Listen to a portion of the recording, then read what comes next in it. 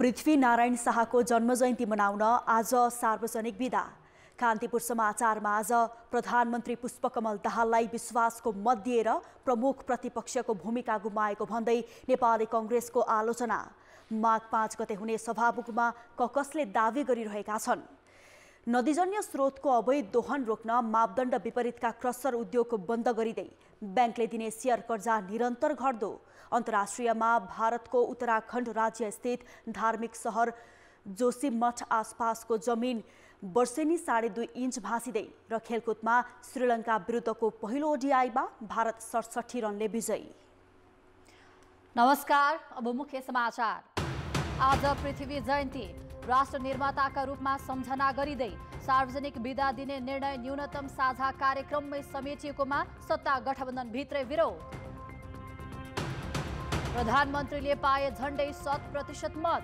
दाहाल सामु अवसरसँगै चुनौतीका चाङ।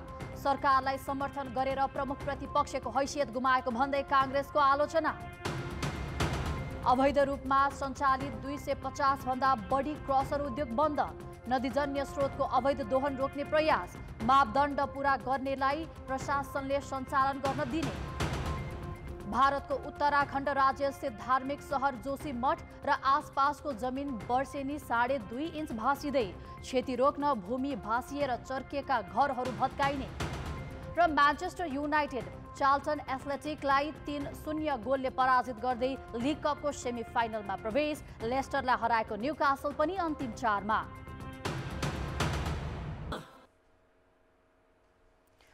राष्ट्र निर्माताका रूपमा पृथ्वीनारायण शाहको जन्म जयन्ती आज मनाइँदैछ। 2224 राज्यमा विभक्त तत्कालीन नेपालको एकीकरणकर्ताका रूपमा उनलाई सम्मान गरिन्छ। पृथ्वीनारायण शाहदेखि 12 पुस्तासम्म शाहवंशीय राजाले नेपालमा शासन गरे। मुलुकमा संघीयता सहित गणतन्त्रात्मक शासन व्यवस्था आए पनि नेपाल एकीकरणकर्ताका रूपमा पृथ्वीनारायण शाहको स्मरण कायमै छ। कतिपयले भने सामन्ती व्यवस्थाका नायकका रूपमा उनको आलोचना पनि गर्छन्। गोर्खा दरबारमा 1779 साल पुस 27 गते जन्मिएका पृथ्वीनारायण शाह 1779 सालमा 20 वर्षकै कलिलो उमेरमा राजा भए। उनी निकै महत्वाकांक्षी थिए, त्यही कारण उनी सानो राज्यमा सीमित हुनु परेन। उनले तत्कालीन नेपालका 2224 राज्यको एकीकरण गरेर विशाल नेपाल निर्माण गरे। हुन त अहिले देशबाट राजतन्त्र अन्त्य भइसकेको छ अनि केन्द्रीकृत राज्य व्यवस्था संघीय लोकतान्त्रिक गणतन्त्रात्मक शासन व्यवस्थामा रूपान्तरण भएको छ। तर पनि पृथ्वीनारायण शाहको योगदानको कदर उत्तिकै छ।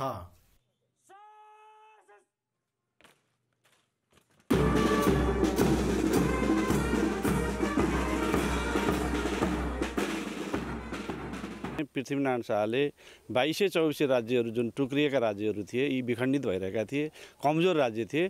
कमजोर राज्यलाई एकीकरण गरेर नेपाल राष्ट्रको निर्माण गर्ने काममा उनको योगदान रह्यो। त्यति मात्रै नभइकन विदेशी साम्राज्यको हस्तक्षेपबाट पनि उनले नेपाललाई जोगाए। त्यसो त पृथ्वीनारायण शाहले काठमाडौँ उपत्यका विजयपछि गोर्खाबाट राजधानी काठमाडौँ सारे। तर गोर्खा दरबार, गोरखकाली र गोरखनाथ मन्दिर लगायत सामरिक महत्त्वका सम्पदाले पृथ्वीनारायण शाह र नेपाल एकीकरणको इतिहासका साक्षीका रूपमा गोर्खाली दिग्विजयलाई सम्झाइरहन्छन्। राज्य यसको चाहिँ राजधानी काठमाडौँमा सारे तापनि वास्तवमा पृथ्वीनारायण शाहकै देन हो कि गोर्खालाई एउटा विश्वमा नै ऐतिहासिक स्थलको रूपमा चिनाउने। जहाँ उहाँको जन्मथलोलाई नै हामीले गोरखकाली मन्दिर, गोरखनाथ बाबाको भनेर अहिलेसम्म पूजा गरेर पुजिने ठाउँ छ, दुनियाँ सामु देखाउने ठाउँ छ। उहाँको दिव्य उपदेशहरू अहिलेसम्म पनि, त्यो बेलाको दिव्य उपदेशहरूले अहिलेसम्मको जनताहरूलाई पनि मिलाइरहेको छ। 1831 साल माघ 1 गते नुवाकोटको देवीघाटमा पृथ्वीनारायण शाहको निधन भएको इतिहासमा उल्लेख छ। युद्ध र अस्थिरतामा नै जीवनको धेरै कालखण्ड गुजारेका पृथ्वीनारायण शाहले विजित राज्यका शासक र जनतामाथि गरेको व्यवहारलाई लिएर आलोचना नहुने होइन। तर पनि उनले एकीकरण नथालेको भए आधुनिक विश्व नक्सामा दक्षिण एसियाली भूगोलमा नेपाल भन्ने मुलुक हुन्थ्यो या हुन्न थियो। प्रश्न अनुत्तरित छ। गणतन्त्रको स्थापनापछि पहिलो पटक पृथ्वी जयन्तीमा सरकारले सार्वजनिक बिदा दिएको छ भने गोर्खामा 10 दिने गोर्खा महोत्सव आयोजना हुँदैछ। कान्तिपुर समाचारका लागि भीमलाल श्रेष्ठ, गोर्खा। यस वर्ष पनि पृथ्वी जयन्ती विवाद रहित बन्न सकेन। राष्ट्रिय प्रजातन्त्र पार्टीले पृथ्वी जयन्तीका दिन सार्वजनिक बिदा नदिए सरकारमा सहभागी नहुने अडान लिएपछि दाहाल सरकारले बिदा दिने निर्णय त गर्यो, तर त्यसले सत्ता गठबन्धन दलभित्रै पनि असन्तुष्टि बढाएको छ। राप्रपाले पृथ्वी जयन्तीका दिन पुस 27 गते सार्वजनिक बिदा दिने घोषणा नभए सरकारमै नजाने निर्णय गरेको थियो। सत्ता समर्थक राप्रपाको दबावपछि पृथ्वी जयन्तीका दिन बिदा दिने विषय सरकारको न्यूनतम साझा कार्यक्रममै समेटियो। राजनीतिक एजेन्डा बनेपछि हिजो गृह मन्त्रालयले पुस 27 गते पृथ्वी जयन्तीका अवसरमा सार्वजनिक बिदा भएको सूचना सार्वजनिक गरेको हो। तर सत्तारूढ गठबन्धनको एक घटक जनता समाजवादी पार्टीले बिदा दिएकोमा आपत्ति जनाएको छ। बिदाहरूको कुरा हुन सक्छ, त्यसकारण जनताले अस्वीकार गरिसकेको, अब त्यो प्रणालीलाई, त्यो राज्य प्रणालीलाई, यो संघीय लोकतान्त्रिक गणतन्त्रमा त्यसको कुनै अर्थ छैन।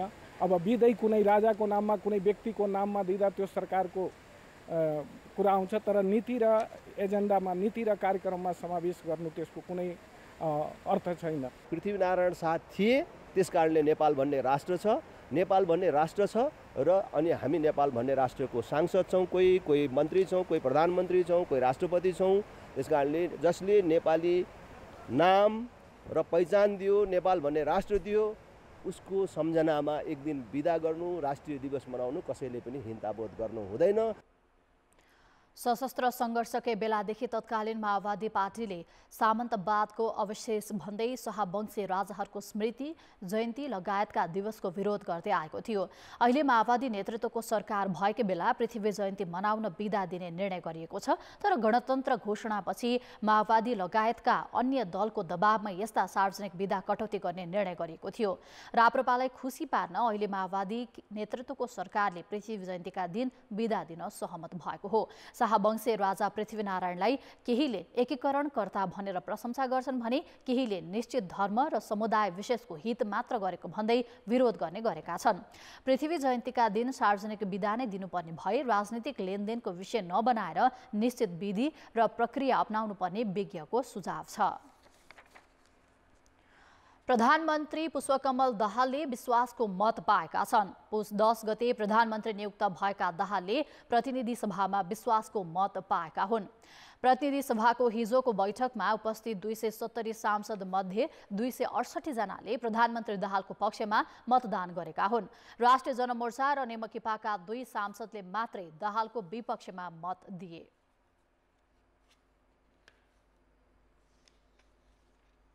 विश्वासको मत प्राप्त गर्न राख्नुभएको प्रस्तावको पक्षमा अर्थात् हुन्छ भन्ने पक्षमा जम्मा 268 मत, प्रस्तावको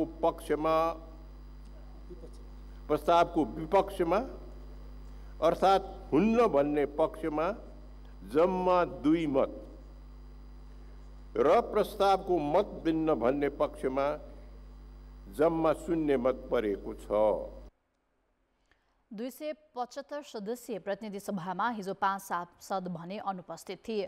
प्रधानमन्त्री दाहाललाई नेपाली कांग्रेस र स्वतन्त्र सांसदसम्मले समर्थन गरेका छन्। विश्वासको मत पाएपछि प्रधानमन्त्री दाहालले प्रतिबद्धता पूरा गर्ने अवसरका रूपमा लिएको बताए।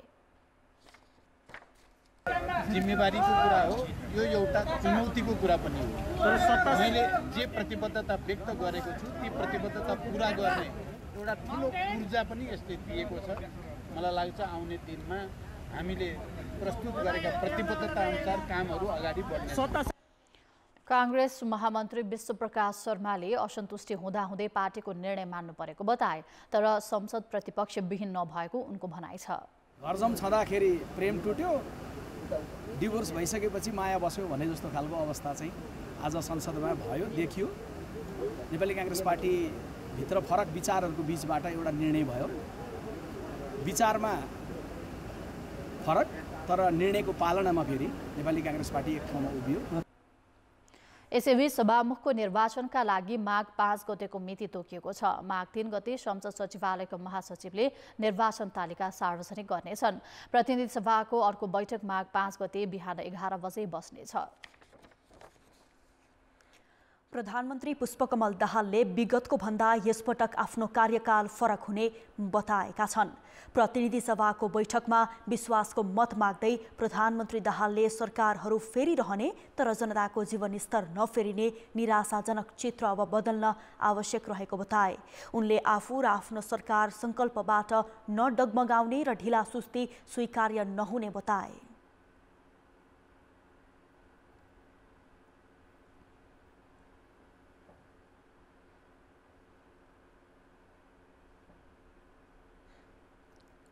सरकारहरू फेरिरहने तर जनताको जीवनस्तर नफेरिने निराशाजनक चित्र अब बदल्नु छ। त्यसका लागि सरकार मालिक होइन, सुनिने, देखिने, जनताले अनुभूत गर्ने सेवक बन्नु छ। प्रमुख विपक्षी दल नेपाली कांग्रेसका सभापति शेरबहादुर देउवाले संविधानको रक्षाका लागि दाहाल नेतृत्वको सरकारलाई विश्वासको मत दिएको बताए। उनले सरकारको गुण र दोष केलाएर विपक्षीको भूमिका निर्वाह गर्ने बताए। हाम्रो पार्टी नेपाली कांग्रेसले सम्माननीय प्रधानमन्त्री पुष्पकमल दाहाल नेतृत्वको सरकारमा सहभागी नहुने संसदमा प्रतिपक्ष दलको रूपमा निर्वाह गर्ने निर्णय गरेका छौँ। सत्तारूढ प्रमुख घटक नेकपा एमालेका अध्यक्ष केपी शर्मा ओलीले प्रधानमन्त्री दाहाललाई कांग्रेसले पनि विश्वासको मत दिएकोमा शंका व्यक्त गरे। यदि यो समर्थन कुनै जाल होइन भने, यो समर्थन कुनै ढोक्सा होइन भने स्वागत योग्य छ। माओवादी केन्द्रकी सांसद रेखा शर्माले अधिकांश दलले प्रधानमन्त्रीलाई विश्वासको मत दिएर राजनीतिक सहकार्यको सन्देश दिएको बताइन्। प्रधानमन्त्री दाहाललाई विश्वासको मत दिएको दल नेकपा एकीकृत समाजवादीका अध्यक्ष माधव कुमार नेपालले कुरा कम र काम बढी गर्न सुझाव दिएका छन्। राष्ट्रिय स्वतन्त्र पार्टी, जनमत पार्टी, नागरिक उन्मुक्ति लगायतका दलले आफ्ना एजेन्डा पूरा गर्ने अपेक्षा सहितको समर्थन गरे। मजदुर किसान पार्टी र राष्ट्रिय जनमोर्चाले भने विपक्षीमा बस्ने भन्दै सरकारलाई समर्थन गर्न नसकिने बताए। राष्ट्रिय जनमोर्चाका अध्यक्ष चित्रबहादुर केसीले त प्रतिपक्षी बिनै संसद अगाडि बढाउने भन्ने विषय उपयुक्त नभएको भन्दै आफू एक्लै भए पनि खबरदारी गर्ने बताए। तत्कालीन प्रधानमन्त्री केपी शर्मा ओलीले 2077 पुस 5 मा प्रतिनिधि सभा विघटन गरे यताका 2 वर्षमा नेपालको राजनीतिले एउटा चक्र पूरा गरिसकेको छ। ओलीको तत्कालीन कदमलाई प्रतिगमन भन्दै नेपाली कांग्रेससँग गठबन्धन गरेको माओवादी केन्द्रकै नेतृत्वमा सरकार गठन भएको छ। स्वयं नेपाली कांग्रेसले एमाले सहितको गठबन्धन सरकारलाई विश्वासको मत दिइसकेको छ। तर ओली अझै 2 वर्ष अघिकै प्रतिनिधि सभा विघटनको आफ्नो निर्णयलाई स्थापित गर्ने प्रयास गरिरहेका छन्। प्रतिनिधि सभाको सोमबारको पहिलो बैठकमै ओलीले विघटनको आफ्नो तत्कालीन कदम सही थियो भन्ने पुष्टि गर्ने प्रयास गरे। 22 मिनट लामो सम्बोधनमा उनले संसदीय प्रणालीको जन्मदाता बेलायतमा थुप्रै पटक संसद भङ्ग भएको उल्लेख गर्दै प्रतिनिधि सभा भङ्ग हुनु प्रतिगमन होइन भने। प्रतिनिधि सभा विघटन भनेको प्रतिगमन हो कि? बेलायतमा त कतिपल्ट प्रतिगमन भएछ त्यसो भने त संसदीय प्रणालीको जन्मदाता देशमा प्रतिगमन अस्तिसम्म पनि भएको भइ थियो। अस्तिसम्म यति धेरै जान्ने पनि अलिक नहौँ कि? मौका अनुसारका व्याख्या पनि यति धेरै पनि नगरौँ कि? ओलीले संसद विघटन र प्रतिगमनको प्रसङ्ग उब्जाएपछि मङ्गलबार कांग्रेस सभापति शेरबहादुर देउवाले आपत्ति नै जनाए। संविधानको पूर्णकालीन संसदको व्यवस्था विपरीत ओलीले फेरि पनि संसद विघटन गर्न सकिने कुरामा जोड दिएको भन्दै ध्यान आकर्षण गराए। आज फेरि वर्तमान सत्ता गठबन्धनका प्रमुख घटकका तीनै संवैधानिक व्यवस्थालाई चुनौती दिएको परिप्रेक्ष्यमा संविधानका रक्षाका लागि खरो रूपमा उभिने चुनौती हाम्रा सामु आएको छ। प्रधानमन्त्री पुष्पकमल दाहालले राखेको विश्वासको मतको प्रस्तावमाथिको मङ्गलबारको छलफललाई पनि ओलीले आफ्नो कदमको औचित्य पुष्टि गर्ने अवसरको रूपमा प्रयोग गरे। 18 मिनट लामो मन्तव्यमा ओलीले 2017, 2051 र 58 सालमा भएका संसद विघटनका उदाहरण दिए अनि राजनीतिमा मौका अनुसारको व्याख्या नगर्न सुझाव दिए। पार्लियामेन्ट्री सिस्टम अभ्यासबाट परम्पराबाट लेखेको छैन भने अगाडि के भएको छ भनेर हेर्नुपर्छ। मैले त शेरबहादुरजीले के गर्नुभएको थियो भनेर पो हेरेँ त। झन् गुरु मान्दाखेरि हमला। एकीकृत समाजवादीका अध्यक्ष माधव कुमार नेपालले पनि ओलीको अभिव्यक्तिप्रति आपत्ति जनाएका छन्। मङ्गलबार संसदको सम्बोधनमा नेता नेपालले केपी शर्मा ओली नसुध्रिएको बताउँदै संविधानको रक्षामा सजग रहन प्रधानमन्त्री पुष्पकमल दाहाललाई सुझाव दिए। अर्को सरकार गठन हुने विकल्प भएसम्म प्रतिनिधि सभा विघटन गर्न कसैको लहरको भरमा पाइँदैन। त्यसो हुनाले कहिले जापानको कुरा ल्याएर कहिले कहाँका कुरा ल्याएर संसार थाहै पनि जानेछ। नेकपा एमालेको समर्थनमा प्रधानमन्त्री बनेका पुष्पकमल दाहाललाई कांग्रेस सभापति शेरबहादुर देउबा र माधव कुमार नेपाल दुवैले केपी ओलीप्रति सचेत रहन समेत सुझाएका छन्। पूर्व प्रधानमन्त्रीद्वय देउबा र नेपालले गराएको ध्यान आकर्षणबारे दाहालले एक शब्द पनि बोलेनन्। संसदमा उठेका प्रश्नको जवाफ दिन उभिएका उनले दौरा सुरुवालको समेत जवाफ दिन भ्याए, तर संसद विघटनको प्रसङ्ग भने अब असान्दर्भिक भइसकेको भन्दै पन्छिए। कान्तिपुर समाचारका लागि कृपाल गौतम र विकास आचार्यको रिपोर्ट। माओवादी केन्द्रका अध्यक्ष पुष्पकमल दाहालले पुस 11 गते प्रधानमन्त्रीको शपथ लिँदै गर्दा विश्वासको मत लिन अप्ठ्यारो त हुँदैन भन्ने चर्चा हुँदै थियो। तर दाहालले विश्वासको मत लिँदा सदन प्रतिपक्षी विहीन बन्यो। पहिलो दल भएर पनि सरकार बाहिर पुगेको नेपाली कांग्रेसले नाटकीय रूपमा दाहाललाई समर्थन गर्यो। उनले अत्याधिक समर्थन पाएका छन्। तर जति धेरै मतसहित उनी प्रधानमन्त्री भएका छन् र सदनमा प्रतिबद्धता व्यक्त गरेका छन् ती पूरा गर्न भने प्रधानमन्त्री दाहालका लागि चुनौती छ।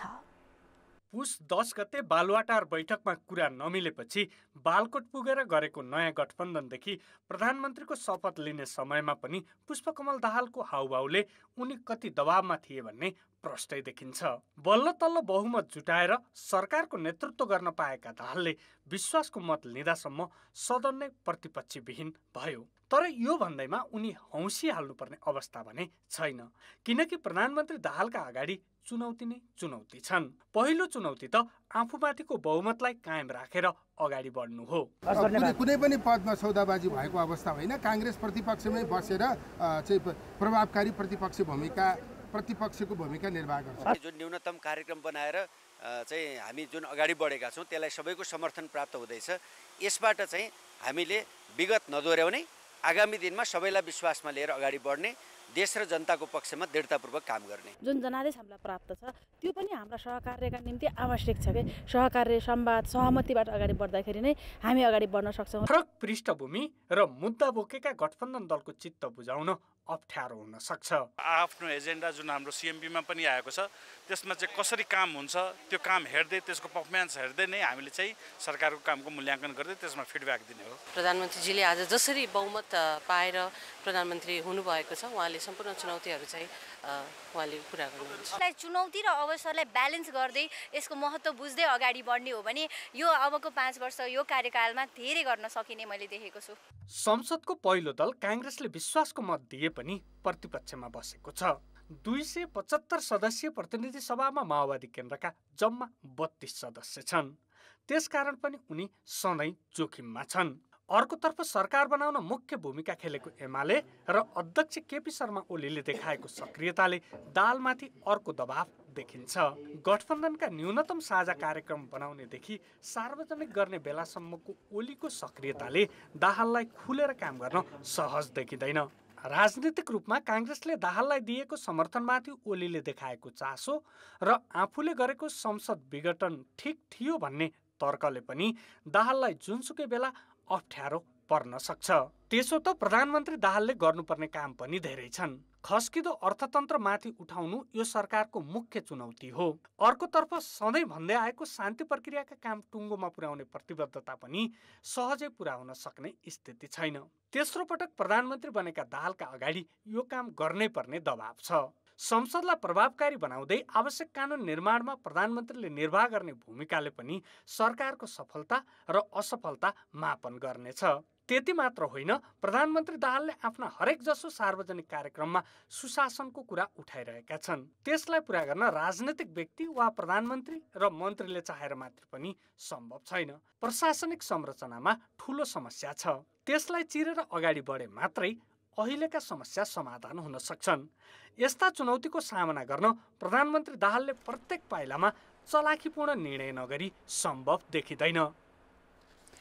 नेपालको संविधानले संसदमा बलियो प्रतिपक्षको परिकल्पना गरेको छ। सरकार बेलगाम र अधिनायकतर्फ अग्रसर नहोस् भनेर बलियो प्रतिपक्षको परिकल्पना गरिएको हो। तर अहिले संघीय संसद प्रतिपक्षविहीन भएको छ। प्रधानमन्त्री पुष्पकमल दाहालले प्रतिनिधि सभाका अधिकांश सांसदको समर्थन पाएपछि संसद राजनैतिक रूपमा प्रतिपक्षविहीन भएको हो। अब संसदमा प्रतिपक्षको भूमिका निर्वाह गर्ने जिम्मेवारी कसको त? प्रतिनिधि सभाबाट प्रधानमन्त्री पुष्पकमल दाहालले प्रतिनिधि सभाका 275 सदस्य मध्ये 268 जनाको समर्थन पाएपछि संसद नै प्रतिपक्षविहीन भएको छ। सबैभन्दा ठूलो दल नेपाली कांग्रेसले सरकारलाई समर्थन जनाएर प्रतिपक्षमा बस्ने निर्णय गरे पनि राजनीतिक रूपमा उसलाई प्रतिपक्ष भन्न मिल्दैन, किनकि उसले सरकारलाई विश्वासको मत दिइसकेको छ र मत फिर्ता नलिएसम्म सरकारले गरेका हरेक निर्णयमा कांग्रेसको समर्थन छ भन्ने बुझिन्छ। त्यति मात्र होइन, सरकारलाई विश्वासको मत दिएपछि कांग्रेसले प्रतिपक्षको भूमिका समेत निर्वाह गर्न सक्दैन। त्यो नैतिक धरातल समेत कांग्रेसमा रहँदैन। संविधानले नै यस्तो अभ्यासको परिकल्पना गरेको देखिँदैन। यो घटना राजनीतिक र संवैधानिक तथा व्यवहारिक र नैतिक दृष्टिले अस्वाभाविक मानिएको छ। तर पनि कांग्रेसका नेता सशक्त प्रतिपक्षको भूमिका निर्वाह गर्न नचुक्ने बताउँदै आएका छन्। प्रधानमन्त्रीको चाहिँ विश्वासको मतमा जे दिए पनि हामी हाम्रो हैसियतमा रहन्छौँ, किनभने हामी सत्तामा जाँदैनौँ, हामी सरकारमा सहभागी हुन्नौँ, हामी अलग रहन्छौँ र हामी रचनात्मक प्रतिपक्षको भूमिकामा रहन्छौँ। हामी प्रतिपक्षमै रहेर पनि विश्वासको मत दिएका छौँ। हामी यो सरकारको गुण र दोषको आधारमा समर्थन र विरोध गर्छौँ। यो पनि हामीले भनेका छौँ। यो हाम्रो स्पष्ट पोजिसन हो। सामान्यतः जुन दलले विश्वासको मत दिँदैन त्यो नै प्रतिपक्ष दल हो। संविधानले पनि बलियो प्रतिपक्षको परिकल्पना गरेको छ। सबै दलले सरकारलाई समर्थन गर्ने वा राष्ट्रिय सहमतिको सरकार बनाउने परिकल्पना यो संविधानले गरेको छैन। अझ प्रमुख प्रतिपक्ष दल हुन कुल सदस्य संख्याको 10% सांसद हुनुपर्ने कानुनी व्यवस्था छ। संघीय संसदका पदाधिकारी तथा सदस्यहरूको पारिश्रमिक र सुविधा सम्बन्धी ऐनमा यसको व्यवस्था छ। ऐन अनुसार कांग्रेस, एमाले र माओवादी केन्द्र मध्ये एक दल मात्र प्रतिपक्ष दल हुन योग्य छन्। अरू कुनै पनि दलसँग 10% भन्दा बढी सांसद छैनन्। अहिले एमाले र माओवादी केन्द्र सरकारमै सहभागी भएकाले कांग्रेसले त्यसको भूमिका निर्वाह गर्नुपर्ने थियो, तर त्यो भूमिका निर्वाह गर्नबाट ऊ नैतिक रूपमा चुकेको छ। नेपाली कांग्रेस प्रमुख प्रतिपक्षको स्थानमा रहेन। अब प्रतिपक्षको नेता भनेको यो प्रतिनिधि सभामा चित्रबहादुर केसी र प्रेम सुवाल मात्रै रहनुभयो नेमकिपाको। त्यसैले नेपाली कांग्रेसले अब सत्ता पक्षको बेन्चमा आएर बस्नुपर्छ। प्रतिपक्षमा बस्न उनले राजनीतिक रूप र नैतिक रूपले मिल्दैन। त्यसो त कांग्रेसले सरकारलाई विश्वासको मत दिँदैमा सबै बिग्रियो भन्ने पनि होइन। उसको निर्णयले सहमतिको संस्कारलाई बल पुगेको छ। तर सरकारले एकलौटी निर्णय गरेमा त्यसको प्रतिरक्षा गर्ने नैतिक बल भने कांग्रेसले गुमाएको छ। नेपाली कांग्रेसले प्रधानमन्त्री पुष्पकमल दाहाललाई विश्वासको मत दिएपछि उसको प्रतिपक्षी हैसियतमाथि प्रश्न उठेको छ। संसद प्रतिपक्षीविहीन भएको चर्चा समेत सुरु भएको छ। पूर्व सांसद एवं संविधानका जानकार राधेश्याम अधिकारी भने सरकारलाई विश्वासको मत दिने कांग्रेसको निर्णयलाई संस्थागत राजनैतिक निर्णयको संज्ञा दिन्छन्। शेरबहादुरजीले भनिराख्दाखेरि चाहिँ के भन्नुभएको रहेछ भन्दाखेरि यो संविधानको रक्षाको लागि चाहिँ मैले चाहिँ हामी प्रतिपक्षमा भएर पनि हामीले मत दिने विषय गरेका छौँ भनेर भन्नुभएको छ। र त्यसको पृष्ठभूमिमा चाहिँ अलिकति कता कता चाहिँ ओलीजीको जुन मैले संसद विघटन गरेको ठिक थियो भन्ने छ नि, त्यो भनाइसँग चाहिँ उहाँले चाहिँ मेल खाने किसिमले त्यसमा हाम्रो चाहिँ आपत्ति छ भन्ने किसिमले चाहिँ भनेको देख्छु म। अब कांग्रेसलाई प्रमुख प्रतिपक्षी दलकै रूपमा हेर्न मिल्छ कि अथवा प्रमुख प्रतिपक्षी कसलाई मान्ने?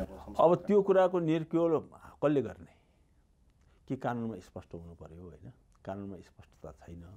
कानुनमा स्पष्टता नहुने बित्तिकै तपाईँको चाहिँ अब त्यसलाई प्रमुख प्रतिपक्षी दल म हो भनेर चाहिँ शेरबहादुरजीले भन्नुन्जेलसम्म होइन भन्नलाई चाहिँ कसले भनिदिने त्यो कुरा, किनभने 10% नाग्नुपर्छ भन्ने हो क्या त्यो छँदैछ।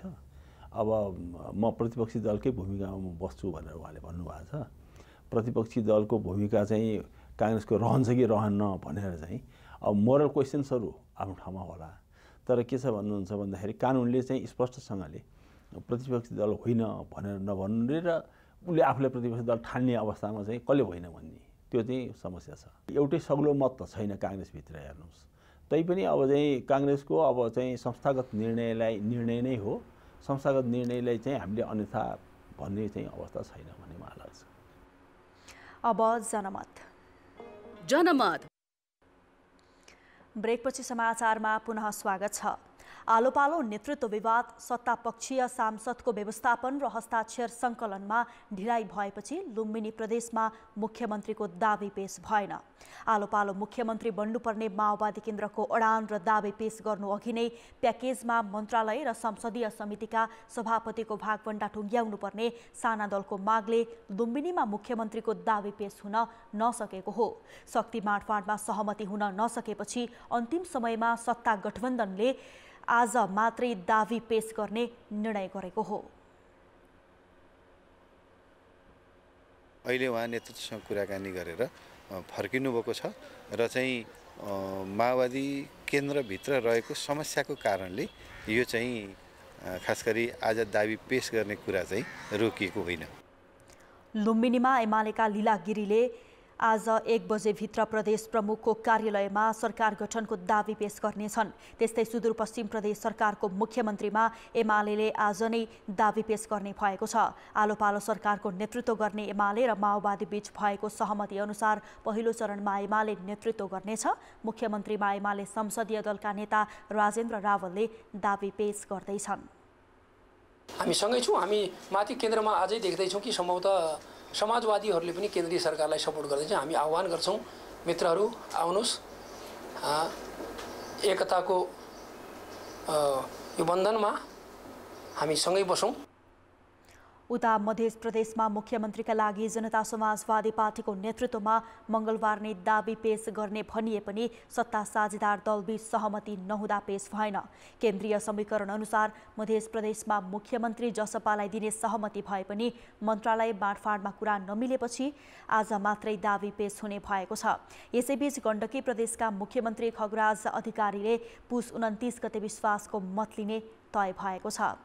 अब जनताको आवाज हामीले सातै प्रदेशमा सुनेका छौँ। महत्त्वपूर्ण निर्णयका लागि अन्तिम समयसम्म कुर्ने र बैठक सारिरहने हाम्रो नेताहरूको प्रवृत्तिलाई के भन्नुहुन्छ? जनताको आवाज देश र जनताप्रतिको गैर जिम्मेवारपन हो। यो चाहिँ नेताहरूको अपरिपक्वता हो। यो चाहिँ नेताहरूको आफ्नो कमी कमजोरी ढाक्ने नियत हो। त्यो प्रविधि नराम्रो हो। उहाँहरूले आफ्नो व्यक्तिगत स्वार्थको लागि, आफ्नो पार्टीको स्वार्थको लागि, जनताको भन्दा आफ्नो व्यक्तिगत कामलाई महत्त्व दिने गर्दाखेरि त्यसै सारिएको हुन्छ। उनीहरू आफ्नो व्यक्तिगत र आफ्नो परिवार, आफ्ना स्वार्थमा निहित भएका हुन्छन्। उहाँहरूलाई लाग्छ नि त जे गरे पनि हुन्छ, हामीलाई पदको मात्र मतलब छ। पहिल्यै चाहिँ किताबन्दी भइदिँदाखेरि देशमा आउने विभिन्न अवसरहरूबाट वञ्चित भइन्छ भन्ने डरले चाहिँ कसरी आफ्नो भागभण्डामा बढी हिस्सा आउँछ भनेर उनीहरूले चाहिँ विशेष भूमिका बाँधिरहेका हुन्छन्। जनताले दुःख पाउन् या जेसुकै होस् त्यो मतलब छैन उहाँहरूलाई। सुरुदेखि नै भइरहेको कुरा पनि जब परिस्थिति र प्रक्रियाले गर्दाखेरि त्यो अन्तिममा भए जस्तो सेटिङ गर्ने र आफ्नो अनुकूलको निर्णय गर्ने, आफ्नो अनुकूलको निर्णय गराउनै हो। यो निर्णय समयमा नगर्दाखेरि यो देश र जनताको लागि दुःखद कुरा हो। विशेष त उनीहरूलाई आफू अनुकूलको के छ त्यसलाई सेटिङमा मिलाउनलाई गर्ने हो उनीहरू। नेताको अथवा अध्यक्षको आफ्नो आन्तरिक तयारी नभएको होला। यिनीहरूको आफ्नो स्वार्थको लागि, यो आफ्नो नेताहरू आफ्नो निजी स्वार्थको लागि मात्रै गरिरहेको, अरू केही छैन यसमा।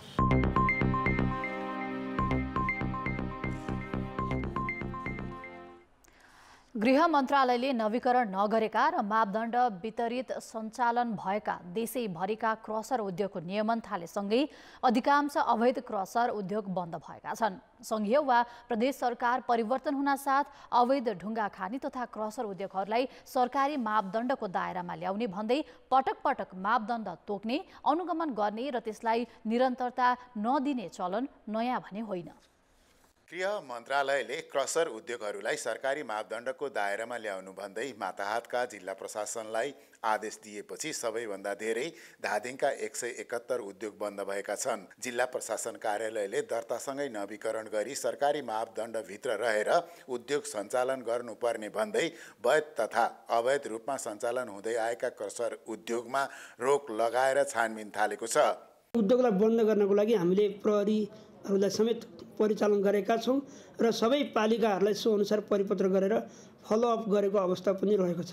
काभ्रेमा ढुङ्गा खानीसँगै गिटी मोरङ बालुवा उत्खनन गरी प्रशोधन गर्दै आएका सबै 52 उद्योग बन्द भएका छन्।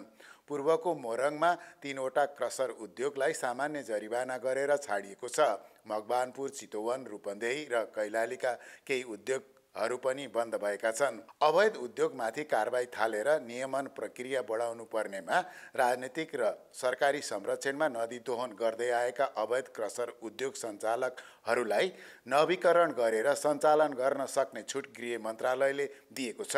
राजनीतिक पार्टीका नेता र मन्त्रीहरूले अवैध धन्दालाई संरक्षण गर्दै आएका बेला गृह मन्त्रालयको आदेशमा स्थानीय प्रशासनले बाँकेमा पनि सबै 27 क्रसर उद्योग बन्द गर्न सूचना जारी गर्दै अनुमति नलिई सञ्चालन गरेको पाइएमा कारबाही गर्ने चेतावनी दिएको छ। स्वीकृति नलिई सञ्चालन भएका एउटा क्याटेगोरी, नवीकरण नभइकन सञ्चालन गरेका अर्को क्याटेगोरी र अर्को चाहिँ यो आयोजनाको लागि स्वीकृति दिएर क्रसर व्यवसाय सञ्चालन गरेका तर आयोजनाको अवधि समाप्त भइसकेका तर क्रसर व्यवसाय सञ्चालन गरिरहेका त्यस्ता चाहिँ क्रसर व्यवसाय छन् भने तिनलाई चाहिँ तत्काल बन्द गर्ने भन्ने चाहिँ निर्देशन प्राप्त भएको छ। त्यो बमोजिम हामीले बाँके जिल्लामा सञ्चालित यो 3टा कुरालाई दृष्टिगत गरेर हामीले चाहिँ सूचना निकालेका छौँ। नदीजन्य पदार्थ व्यवस्थापन कार्यविधि 2075 र त्यसले तोकेको मापदण्ड विपरीत धेरै क्रसर उद्योग सञ्चालन हुँदै आएका छन्। बाँकेमा त राप्ती तटीय क्षेत्रसँगै राष्ट्रिय निकुञ्जमा समेत क्रसर सञ्चालन गर्न दिइँदै आइएको छ। नदीजन्य वस्तुको अवैध धन्दामा राष्ट्रिय निकुञ्ज र राष्ट्रिय गौरवको आयोजना र हुलाकी सडक कार्यालयको मिलेमतो पनि देखिएको छ। प्रशासनले शुक्रबारदेखि यस्ता सबै उद्योगमा रोक लगाएको छ। तर गृह मन्त्रालयले सुरु गरेको नियमन प्रक्रिया अवैध सञ्चालकलाई कारबाहीको दायरामा ल्याएर टुङ्गिन्छ वा आदेशमै त्यो भने हेर्न बाँकी नै छ। कान्तिपुर समाचारका लागि जिल्ला सहकर्मीहरूका साथ सविता जीसी र जे पाण्डे, नेपालगञ्ज, बाँके। आर्थिक र अन्तर्राष्ट्रिय समाचार अझै बाँकी छन्। अर्थ र विकास।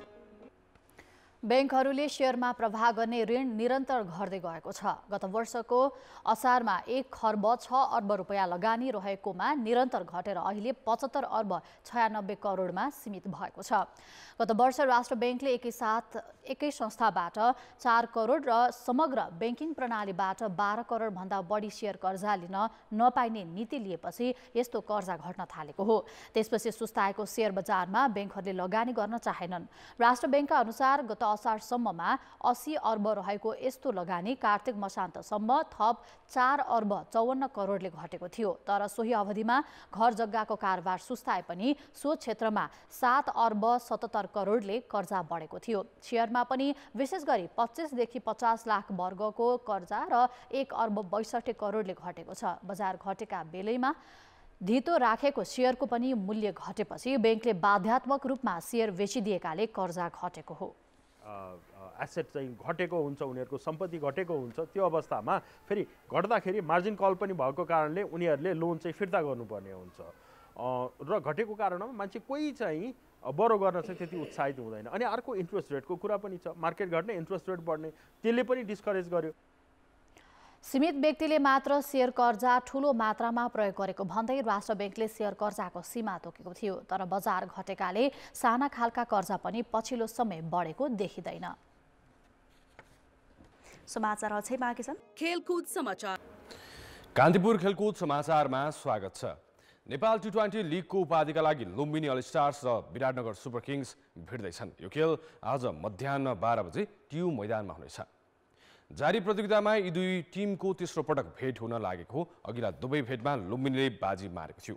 लुम्बिनीले लिग चरणको पहिलो भेटमा 3 र दोस्रो खेलमा 12 रनको जित हात पारेको थियो। लुम्बिनीले फाइनलसम्मको यात्रा तय गर्दा 10 खेलमा मात्र 2 खेल गुमाएको थियो। यता विराटनगरले 10 खेल मध्ये पछिल्ला 5 खेलमा लगातार जित दर्ता गर्दै उपाधि नजिक पुगेको हो। नेपाल क्रिकेट सङ्घ क्यानको पहिलो फ्रेन्चाइज प्रतियोगिता लिग चरणदेखि फाइनलसम्म विश्राम नभई फाइनलसम्म भएको हो।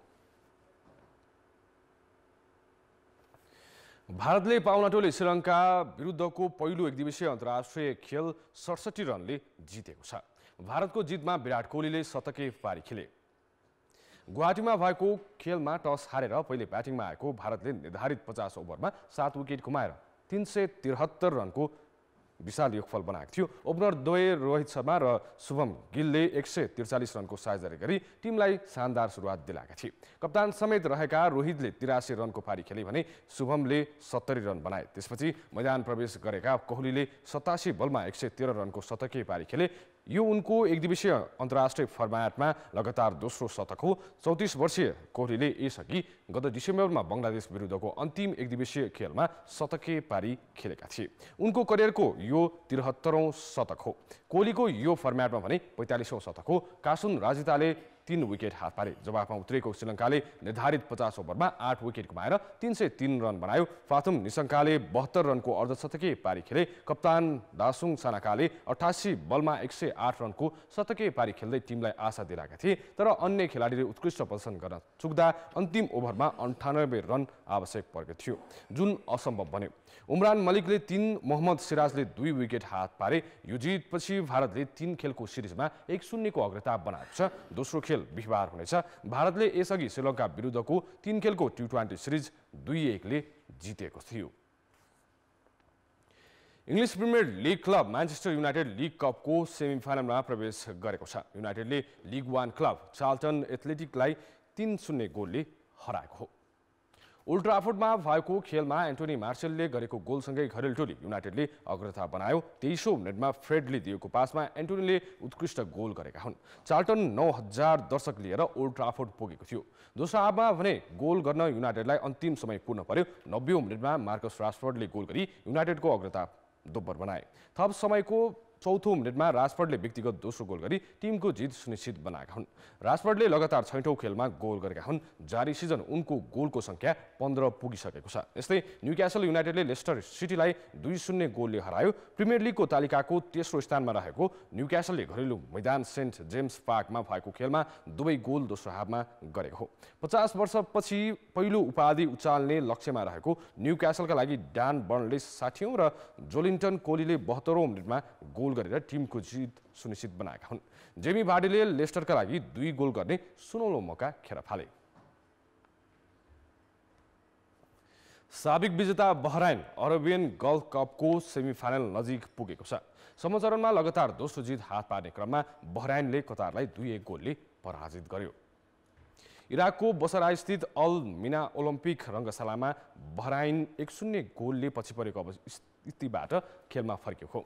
34औं मिनेटमा अहमद अलादिनले गोल गरी कतारलाई अग्रता दिलाएका थिए। दोस्रो हाफमा बहराइनले खेलमा उत्कृष्ट पुनरागमन गर्यो। 72औं मिनेटमा मोहम्मद वादले आत्मघाती गोल गरेपछि खेल 1-1 को बराबरीमा भएको थियो। 89औं मिनेटमा अब्दुल्ला युसुफ हेलाईले गोल गर्दै बहराइनलाई जित दिलाएका हुन्। बहराइन 2 खेलबाट 6 अङ्कसहित तालिकाको शीर्ष स्थानमा छ। 2 खेलमा 3 अङ्क जोडेको कतार दोस्रो स्थानमा छ। कतारले अन्तिम 4 प्रवेशका लागि कुवेतसँगको खेल कुर्नुपर्नेछ। कुवेतले युएलाई 1-0 गोलले हराएको छ। कुवेतको जितमा दोस्रो हाफको इन्जुरी समयमा अहमद अल गेफिरीले निर्णायक गोल गरेका हुन्। 2 खेलमा 3 अङ्क बनाएको कुवेत तालिकाको तेस्रो स्थानमा छ। लगातार दोस्रो हार बेहोरेको युए भने प्रतियोगिताबाट बाहिरिएको छ। कान्तिपुर खेलकुद समाचारहरूलाई यति नै। कान्तिपुर समाचार अहिलेलाई सकियो। कान्तिपुर टेलिभिजन हेर्दै गर्नुहोला। नमस्ते।